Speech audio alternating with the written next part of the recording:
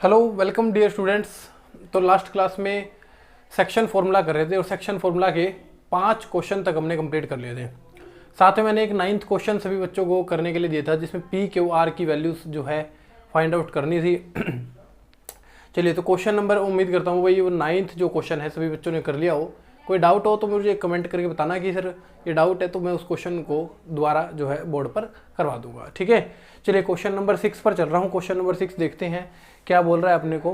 Question number 6 में अपने को 4 कोऑर्डिनेट दिए हुए हैं 1 2 4 y, 1 2 4 y, उसके बाद है x 6 3 5, x 6 3 5 are the vertices of parallelogram taken in order, find the value of x and y। ये जो वर्टिसेस दिए हुए हैं अपने को, ये एक पैरेललोग्राम के वर्टिसेस दिए हुए हैं। इस तरीके से अगर हम पैरेललोग्राम बना लेते हैं और वो बोल रहा है कि पैरेललोग्राम के जो वर्टिसेस लेने हैं ये कैसे लेने हैं, ऑर्डर में लेने हैं। मतलब अगर बात करें a b c d, ऐसा नहीं है कि अपनी मर्जी से कहीं भी कोई भी रख देंगे। तो अगर यहाँ से स्टार्ट कर रहे हैं तो इस तरीके से a b c d या फिर a d c b, अब जिस मर्जी तरीके से उसको ले सकते हैं। ठीक है, लेकिन लेने वो ऑर्डर में ही है। जैसे अगर बात करें 1 2 4 y, x 6 3 5। सेक्शन फॉर्मूला का कल मैंने बिल्कुल बेसिक जो है पार्ट सिखा दिया था सभी बच्चों को। आज मैं एक छोटी सी बात और यहाँ पर बताने जा रहा हूँ मिड पॉइंट फॉर्मूला के बारे में कि मिड पॉइंट फॉर्मूला बनेगा कैसे। देखिए कल हमने क्या किया, इस तरीके से एक लाइन ली और यहाँ पर एक अपने को कोऑर्डिनेट दिया हुआ था और यहाँ पर भी अपने को एक कोऑर्डिनेट दिया हुआ था। मान लीजिए यहाँ पर दिया था 1 2, यहाँ पर दिया था 3 5। ठीक है, और उनको रेशियो में डिवाइड किया है 2:3 या 3:4, आप कोई भी रेशियो जो है लेट कर सकते हैं। इस तरीके से आपके पास एक क्वेश्चन जो है देखने को मिल रहा था। ठीक है, तो यहाँ पर मिड पॉइंट फॉर्मूला नहीं लगा सकते क्योंकि देखिए इधर क्या है कि जरूर इस लाइन के 5 पार्ट हो रहे होंगे, 5 हिस्से जो है लाइन के हो रहे होंगे। अगर इस रेशियो को देखें, इस रेशियो को देखें 1 2 3 4, मतलब 5 पार्ट हो रहे होंगे और 5 पार्ट होने में 2 पार्ट इधर हैं, 2 पार्ट इधर है और 3 पार्ट उधर है। तो इसका मतलब यही तो था, रेशियो का मतलब यही तो था। हमने जो पी के वार वाला क्वेश्चन किया था वहां पर देखो, वहां अपने पास रेशियो नहीं थी लेकिन हमने पार्ट्स के अकॉर्डिंग रेशियो निकाल ली थी। तो अगर पार्ट्स के अकॉर्डिंग रेशियो निकाल सकते हैं तो रेशियो के अकॉर्डिंग पार्ट्स भी तो निकाल सकते हैं कि अगर 2:3 है तो इधर 2 पार्ट हो गए और उधर 3 पार्ट हो गए। अगर सोचो कि अगर ऐसा हो कि यहाँ पर रेशियो जो है, यहाँ पर रेशियो जो है वो 2:3 ना होके, 2:3 ना होके इस तरीके से लाइन जो दी हुई है, ठीक है, उस पे रेशियो ना होके ऐसे लिखा हुआ है, ऐसे लिखा हुआ है 2:2, 2:2, 3:3, 4:4। इसका मतलब क्या हो गया कि जितना पार्ट इधर है उतना ही पार्ट क्या है उधर है। मतलब ये बिल्कुल क्या ऐसे बटी हुई है लाइन, कैसे बटी हुई है, हाफ ऑफ बटी हुई है। मतलब हम इसको कह सकते हैं एक हिस्सा इधर लिख सकते हैं, एक हिस्सा इधर लिख सकते हैं ना। मान लो अगर 3:3 भी है, 3:3 भी है भाई, 3 हिस्से इधर 3 हिस्से इधर, मतलब बिल्कुल अभी भी वो सेंटर में आ रहा होगा। मतलब मैं कंप्लीट को कह सकता हूँ भाई कंप्लीट एक हिस्सा इधर और कंप्लीट एक हिस्सा इधर। तो उसको क्या बोल सकते हैं, 1:1 जो है हम कैलकुलेट कर सकते हैं, 1:1 क्या कर सकते हैं उसको बोल सकते हैं। और जब हमारे पास ऐसी बात आए, ऐसे मिड पॉइंट की बात आए, मतलब जो लाइन के मिड पॉइंट की बात हो रही है, तो हम बिल्कुल एक साधारण सी बात लिख सकते हैं, यहाँ नोट कर लेंगे मिड पॉइंट फॉर्मूला। ये वही है जो सेक्शन फॉर्मूला है। ठीक है, ये वही है जो सेक्शन फॉर्मूला है। बस यहाँ पर हम क्या करते हैं, इन रेशियोज को देखिए, अगर मैं लिखूं मिड पॉइंट फॉर्मूला लिख रहा हूँ x1 + x2 / 2, y1 + y2 / 2, ठीक है, बाय में 2। या फिर आप ऐसे कह सकते हैं, देखो 1 × में 3, या हम कह सकते हैं 1 × में x2, ठीक है, 1 × में x1। कोई फर्क तो पड़ना नहीं क्योंकि 1 को मल्टीप्लाई कर लो चाहे जैसे मर्जी कर लो, कोई फर्क तो 1% भी पड़ना नहीं। रेशियो कितनी देखो 2, 1 + 1 क्या कर दिया मैंने 2, 1 + 1 ये क्या कर दिया 2। तो जो मिड पॉइंट फॉर्मूले की फॉर्मेशन की है वो किससे की है, सेक्शन फॉर्मूला से की है। सेक्शन फॉर्मूला में याद रख लेंगे, जब सेक्शन फॉर्मूला में रेशियोज आपस में इक्वल होती हैं तब हम मिड पॉइंट फॉर्मूले का यूज कर सकते हैं। ठीक है, बहुत सारे बच्चों को डाउट रहता है कि सर सेक्शन फॉर्मूला का यूज कहाँ पे होना है, मिड पॉइंट फॉर्मूला का यूज कहाँ पे होना है। तो बिल्कुल एक क्लियर कट बात, जब आपके पास रेशियोज जो है इक्वल दिखाई दे तब आप मिड पॉइंट फॉर्मूले का यूज कर सकते हैं। चलिए अब मैं इस क्वेश्चन पे चल रहा हूँ, मुझे थोड़ा सा पार्ट क्लियर करना था, ठीक है। चलिए मैं एक बार क्वेश्चन को बता देता हूँ कि क्वेश्चन में हमारे पास क्या गिवन है और किस तरीके से क्वेश्चन को करना है। चलिए उम्मीद करता हूँ भाई जो हमारे लेक्चर के स्टार्टिंग के 5 मिनट होते हैं डेली, मैं आपको कुछ ना कुछ एक ज़बरदस्त लॉजिक, एक ज़बरदस्त स्टार्टिंग के 5 से 7 मिनट में सिखाने की कोशिश डेली करता हूँ, ठीक है। जिस तरीके से आज आपने क्या सीखा है, मिड पॉइंट फॉर्मूले के बारे में सीखा है। चलिए तो अगर बात करें इस पैरेललोग्राम के बारे में, ABCD जो है हमने पैरेललोग्राम बना दिया, तो अगर इसका डायगोनल इस तरीके से जोड़ा जाए और अगर इसका डायगोनल इस तरीके से जोड़ा जाए, तो डायगोनल में हमारे पास पैरेललोग्राम में एक प्रॉपर्टी होती है कि डायगोनल इनके इक्वल नहीं होते, डायगोनल इक्वल नहीं होते बट एक दूसरे को बिल्कुल मिड पॉइंट पर कट करते हैं, ये प्रॉपर्टी होती है। अगर हम बात करें इस DB डायगोनल की, इस DB डायगोनल की, तो ये जो AC है ये इसको बिल्कुल 2 भागों में बांट रहा होगा, मतलब जितना ये हिस्सा उतना ही ये हिस्सा, और ये जो BD है ये AC को भी बिल्कुल 2 बराबर भागों में क्या कर रहा होगा, बांट रहा होगा। मतलब अगर बात करें AC का मिड पॉइंट और BD का मिड पॉइंट एक ही तो है, BD का मिड पॉइंट और AC का मिड पॉइंट एक ही है। अगर बात करें यहाँ से मिड पॉइंट ऑफ AC, ठीक है, मिड पॉइंट ऑफ AC, तो यहाँ पे मिड वो फॉर्मूला लगा सकते हो क्योंकि जितनी लेंथ यहाँ पर है उतनी लेंथ, मतलब 1:1 इसको लिख सकते हैं। अगर AC की बात करेंगे तो इसको लिखने की नीड नहीं है, सीधा डायरेक्ट मिड पॉइंट फॉर्मूला लगाएं, क्या है x1 + x2, 1 प्लस में x/2 और 2 + 6/2, 2 + 6/2, मतलब ये हो गया 1 + x/2 और 4, क्योंकि 2 + 6 हो गया 8, ठीक है। उसके बाद अगर बात करें हम अपने mid point of DB, mid point of DB, mid point of DB की अगर बात करते हैं हम अपने, तो यहां से क्या हो जाएगा देखो, तो 3 + 4, पहले x1 वाले, x1 दोनों ध्यान रख रहे हैं, पहले x वाले जोड़ने हैं, x1 x2, तो 3 + 4/2, और अगर यहां से बात करें हम अपने, ये हो गया हमारे पास 5 + y, 5 + y/2, ठीक है। अब जरा अगर ध्यान से देखिए, ये हो गया 7/2 और ये हो गया 5 + y/2। और मैंने अभी भी एक बात कही थी, चाहे मैं मिड पॉइंट लूँ DB का, चाहे मैं मिड पॉइंट लूँ AC का, मैं एक ही पॉइंट पर जाऊंगा और वो पॉइंट मेरे पास ये वाला होगा, ठीक है। मतलब मैं यहाँ से कह सकता हूँ अकॉर्डिंग टू क्वेश्चन कि जो ये वाला x का कोऑर्डिनेट है और ये जो ये वाला x का कोऑर्डिनेट है एक ही बात है, मतलब दोनों के दोनों कैसे हैं, इक्वल है। 2 से 2 कैंसिल आउट हो गया, x आ गया 7 - 1, प्लस का 1 उधर चला गया, x की वैल्यू आ गई 6। और अगर यहाँ से बात करें कि 4 बराबर हो गया 5 + y/2, 2 ऊपर गया, तो 4 × 2 में 2 = 5 + y, 8 प्लस का 5 इधर आके माइनस का 5 और y की वैल्यू आ गई 3, मतलब x की वैल्यू हमारे पास आ रही है 6 और y की वैल्यू हमारे पास आ रही है 3। तो इस तरीके से इस क्वेश्चन को समझ सकते हैं अपने मिड पॉइंट फॉर्मूला के जरिए। रेशियो चाहो रेशियो के जरिए कर लो, मुझे कोई प्रॉब्लम नहीं है, 1:1 लगाओ, mn लगाओ, रिजल्ट वही निकल के आएगा, 1% भी चेंज नहीं आएगा। बाय चांस चेंज आए, देखिए मेरे से तो 6 सालों में चेंज आया नहीं, अगर बाय चांस आपसे चेंज आ पाता है तो मुझे कमेंट करके जरूर बताइएगा कि सर ये वाला चेंज यहाँ पर आ रहा है। चलिए इसको नोट करेंगे, फिर क्वेश्चन नंबर 7 पर चलेंगे।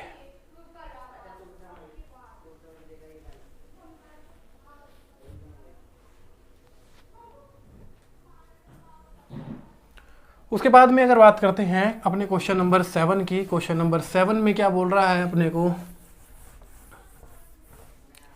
क्वेश्चन नंबर 7 में find the coordinate of A where AB is diameter of circle. देखिए एक सर्कल बना लिया हमने और क्या कर लेते हैं, AB जो है डायमीटर बना लेते हैं, AB is diameter of circle.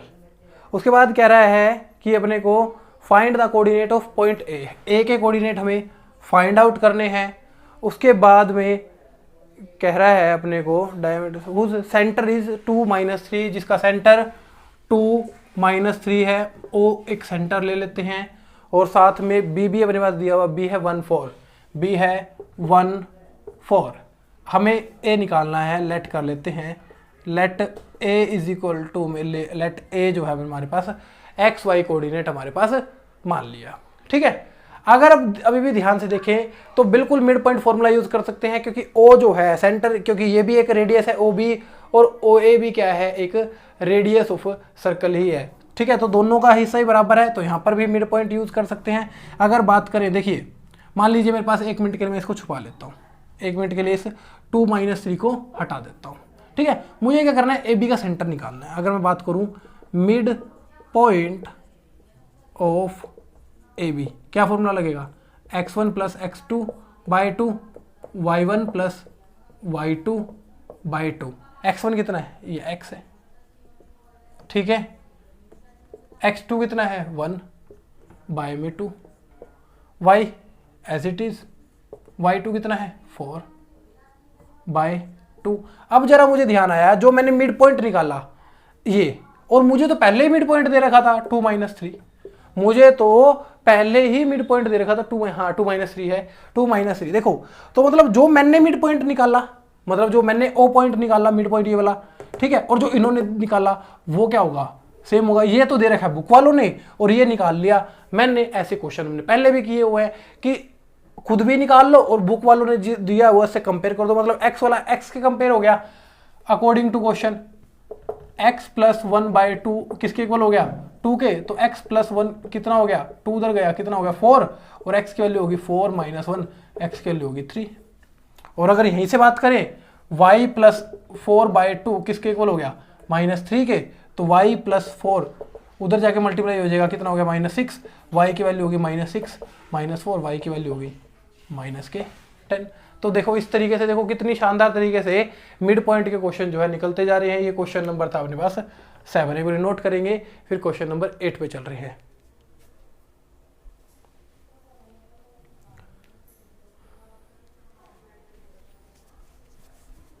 Question number 8 जो है अपने को बोल रहा है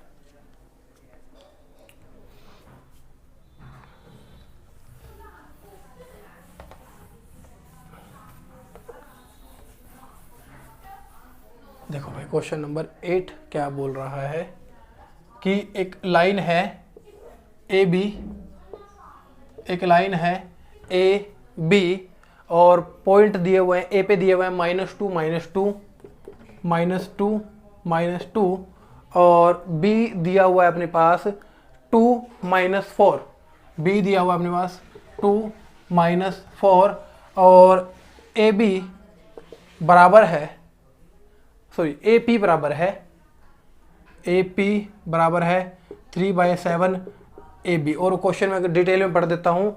ठीक है, find the coordinate of P such that P lie on the line segment A B. देखिए हमें क्या करना है, पी एक कोऑर्डिनेट दिया हुआ है जो कि इस लाइन पर कहीं ना कहीं है, जो कि इस लाइन पर कहीं ना कहीं है। हमें नहीं पता वो यहाँ है, पी यहाँ पर है, यहाँ पर है, कहीं भी है। तो मान लीजिए यहाँ पर है वो पॉइंट, ठीक है, वो पॉइंट है P।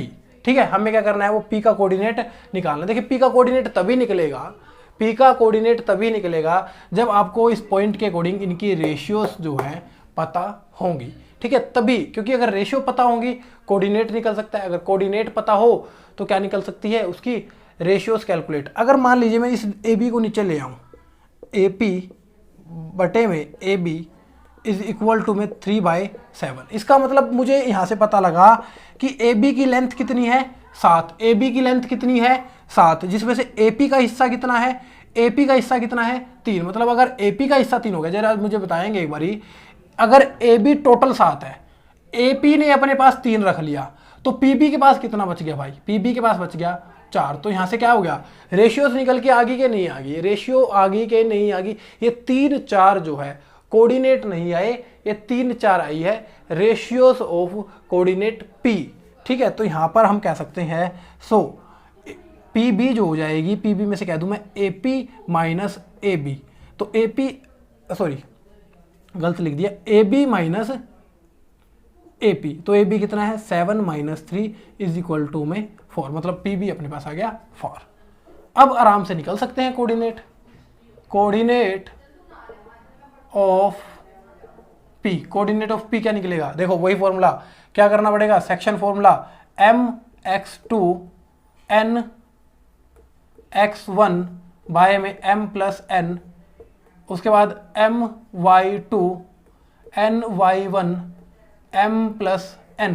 ठीक है, एक बच्चा कल पूछ रहा था कि सर यहाँ पर n की जगह m2 पुट कर सकते हैं क्या, बिल्कुल पुट कर सकते हैं। देखिए जहाँ पर हमें रेशियोज जो है, आप रेशियो को mn मान के करें, m1 m2 मान के करें, a रेशियो b मान कर करें, आपकी मर्जी है, जिस मर्जी से क्वेश्चन को कर सकते हैं, जो मर्जी रेशियो को मान सकते हैं।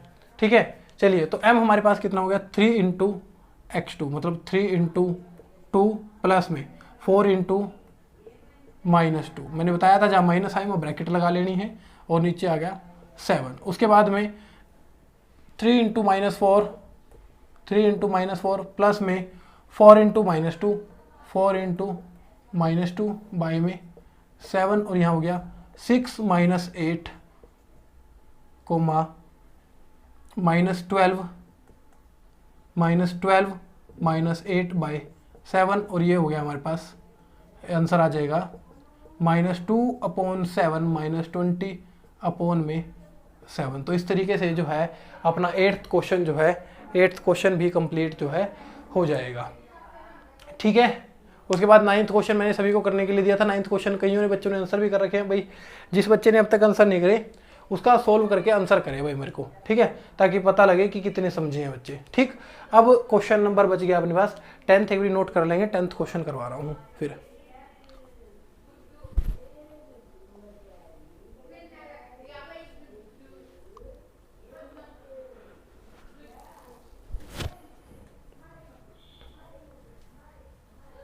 चलिए जी, क्वेश्चन नंबर 10th पर चल रहे हैं।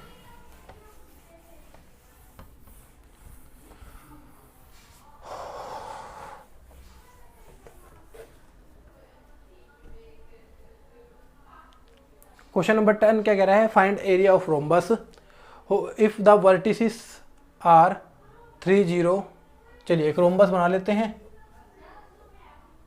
एक इस तरीके से हमने क्या कर लिया, रोम्बस बना लिया, A B C D, और जो वर्टिसेस दिए हुए हैं 3 0 4 5, 3 0 4 5 और -1 4, -1 4 और -2 -1, -2 -1। ठीक है, उसके बाद क्या कर रहा है, एरिया ऑफ रोम्बस निकालना है। चलिए सबसे पहले तो पता होना चाहिए कि अगर हमें एरिया ऑफ रोम्बस निकालना है, वैसे तो हिंट दिया हुआ है, ठीक है, लेकिन एग्जाम में नहीं होगा। तो एरिया ऑफ रोम्बस क्या होता है, एरिया ऑफ रोम्बस होता है हमारे पास हाफ डायगोनल 1 इंटू डायगोनल 2। अभी डायगोनल 1 डायगोनल 2 क्या है, देखिए डायगोनल 1 डायगोनल 2, इस तरीके से आप इसको लिख सकते हैं।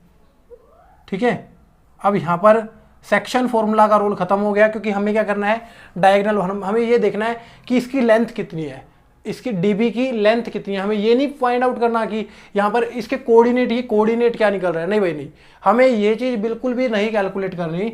हमें क्या कैलकुलेट करना है, हमें इसकी लेंथ कैलकुलेट करनी है। अगर हमें लेंथ कैलकुलेट करनी है तो हमें क्या यूज़ करना पड़ेगा, हमें करना पड़ेगा डिस्टेंस फॉर्मूला। अब सोच रहे होंगे सर कर तो 7.2 रहे हैं, डिस्टेंस फॉर्मूला बीच में घुसा दिया। अरे भाई सिखा तो दिया, कोई दिक्कत थोड़ी ना है। 7.1 अगर नहीं है, 7.2 में अगर क्वेश्चन डाल दिया डिस्टेंस फॉर्मूला का, दिक्कत क्या है। ठीक है, तो एरिया ऑफ रोम्बस क्या है, हाफ डायगोनल 1 इंटू डायगोनल 2। तो डायगोनल 1 चेक करो, तो अगर बात करें ए बी, फॉर्मूला क्या होता था, x2 - x1 का होल स्क्वायर प्लस में y2 - y1 का होल स्क्वायर। ठीक, x2 कितना है 4 -2 का होल स्क्वायर। देखिए ध्यान से, सॉरी यहाँ पर इस तरीके से नहीं आएगा, इस तरीके से आएगा 4, फिर बीच में माइनस, फिर -2, फिर प्लस में 5 -1, 5 -1 और उसका होल स्क्वायर। तो ये कितना हो गया, माइनस माइनस प्लस, तो ये हो गया 6 का होल स्क्वायर, और ये भी हो गया 6 का होल स्क्वायर। ये हो गया हमारे पास 36 + 36 कितना हो गया, रूट में 72, रूट में 72, और रूट के 72 को हम क्या लिख सकते हैं, अगर आप इसके फैक्टर बनाएंगे तो फैक्टर बनाने के बाद लिख सकते हैं ना 6 × 6 × 2, 6 इंटू 6 इंटू 2 लिख सकते हैं, या फिर 2 into 2 into 3 into 2 into 2 into 2 into 3 into 3, जैसे मर्जी बना लो। अगर इसके एलसीएम लोगे तो पता लगेगा। देखो जो पेयर होगा पेयर बाहर निकल जाएगा। अगर ये पेयर है तो इसको लिख दो 6√2 यूनिट। ठीक है, 6√2 यूनिट्स। अब अपने को निकालना है AC की लेंथ। अब अपने सॉरी यहाँ पर जो है BD निकला है भाई, ये निकला है BD। ठीक है, BD निकला है। अब निकालो AC। फॉर्मूला वही रहा, x2 minus x1, x2 minus x1 का होल स्क्वायर। ऐसे भी कर सकते हैं x2 माइनस x1, जैसे मर्जी कर लो, मैंने कई बार बताया है। x2 माइनस x1 का होल स्क्वायर प्लस में y2 माइनस y1 का whole square, y2 minus y1 का होल स्क्वायर। ठीक है, तो यहाँ पर हो जाएगा माइनस माइनस प्लस, तो ये हो गया 4 का होल स्क्वायर माइनस 4 का होल स्क्वायर। कितना हो गया 16 प्लस 16 रूट में 32 को क्या लिख सकते हो 4√2 यूनिट्स जो है हमारे पास इसकी लेंथ आ गई 4√2। अगर इसको सोल्व करोगे तो 5 बार दुक्का बनेगा, रूट के अंदर 5 बार दुक्का बनेगा। बिल्कुल इसको अगर फैक्टर इसको बना दोगे तो एक बार दुक्का बाहर निकल गया, एक बार दुक्का बाहर, 2 बार दुक्का बाहर निकला तो कितना बना 4, एक रूट के अंदर 2 एज इट इज रह गया। अब देखो फॉर्मूला क्या था, हाफ डायगोनल 1 इंटू डायगोनल 2, तो हाफ डायगोनल 1 की वैल्यू कितनी आई 6√2, डायगोनल 2 की कितनी आई 4√2। तो यहाँ से अगर बात करें तो इससे 2 से काट दो 3, 3 चौके 12, √2 कितना हो गया, √2 को √2 से मल्टीप्लाई किया कितना हो गया 2, तो यहाँ कितना हो गया 24। और ये एरिया निकला है भाई, ये क्या निकला है एरिया निकला है, एरिया ऑफ रोम्बस। तो यहाँ लिखना पड़ेगा एरिया कैसे होता है स्क्वायर यूनिट में, तो एरिया कैसा निकला 24 स्क्वायर यूनिट में हमारे पास निकल गया। ठीक है, चलिए तो ये था ओवरऑल जो था अपने पास सेक्शन फॉर्मूला के बारे में। इसके एग्जाम्पल्स सभी बच्चों ने ट्राई करने हैं। अगर एग्जाम्पल कोई अटकता है तो एक बार मुझे कमेंट सेशन में बता देना कि सर ये वाला एग्जाम्पल अटक रहा है, दिक्कत आ रही है इस वाले में। तो उसके बाद जो नेक्स्ट लेक्चर में करेंगे, नेक्स्ट लेक्चर में कोशिश करूँगा कि आपको एरिया ऑफ जो ट्रायंगल है, ठीक है, एरिया ऑफ जो ट्रायंगल वाली एक्सरसाइज बचेगी 7.3 कि वो कैसे फॉर्मूला लगेगा उसका। ठीक है, खैर मैं फॉर्मूला यहाँ पर लिख देता हूँ एक बार। फॉर्मूला जब तक नेक्स्ट लेक्चर तक सभी बच्चे याद करके रखेंगे, सभी बच्चे जो हैं याद करके रखेंगे। मैं उसकी बता भी देता हूँ कि एरिया ऑफ ट्रायंगल किस तरीके से होगा हमारे पास। चलिए एरिया ऑफ ट्रायंगल, ठीक है, तो 1/2 x1 y2 minus y3 plus x2 y3 minus y1 plus x3 y1 minus y2। ठीक है, इस तरीके से क्या करेंगे, ये फॉर्मूला जो है इतने याद करके रखेंगे नेक्स्ट लेक्चर तक। फिर आने के बाद बताऊंगा मैं नेक्स्ट लेक्चर में बताऊंगा कि इसको अगर ये याद नहीं हो रहा तो इसको याद करने की ट्रिक क्या है, किस तरीके से इसको फॉर्मूले को जो है याद किया जा सकता है। इस फॉर्मूला के बेस पर जो है अपने 4-5 क्वेश्चन है 7.3 के, उनको बनाएंगे। ठीक है, और 7.7 चैप्टर जो है फिनिश करेंगे। और भाई जल्दी से जल्दी बताएं एक बार कौन सा चैप्टर जो है अगला करना है। इस बार भी 3 चैप्टर आने चाहिए ताकि उनमें से एक बढ़िया सा चैप्टर सेलेक्ट करें और उसको जो है करवाएं। चलिए, have a nice day from my side, thank you.